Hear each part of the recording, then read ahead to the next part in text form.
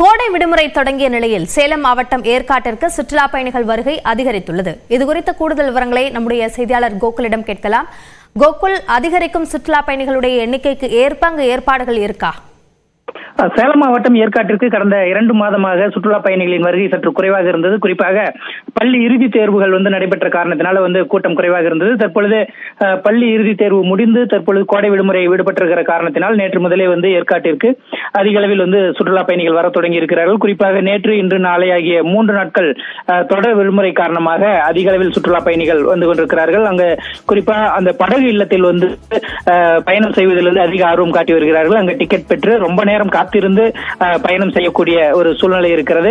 அங்கங்கு சுற்றுலா பயணிகளுக்கு ஏற்ப அனைத்து வசதிகளும் செய்யப்பட்டிருக்கிறது. சில இடங்களில் மட்டும் கழிவறை வசதி போன்ற குடிநீர் வசதிகள் இல்லை என்ற குறைபாடுகளும் சில இடங்களில் கூறப்படுகிறது. பெரும்பாலான இடங்களில் அனைத்து ஏற்பாடுகளும் செய்யப்பட்டிருக்கிறது. எனவே தற்பொழுது கோடை விடுமுறை தொடங்கி இருக்கிற காரணத்தினால சுற்றுலா பயணிகள் அதிக அளவில் ஏற்காடு தற்பொழுது அங்கு இருக்கக்கூடிய இயற்கையை ரசித்து அங்கு இருக்கக்கூடிய பூங்காக்களில் விளையாடி மகிழ்ந்து செல்கிறார்கள். லாவண்யா, அபிநயா, விரிவான விவரங்களுக்கு நன்றி கோகுல்.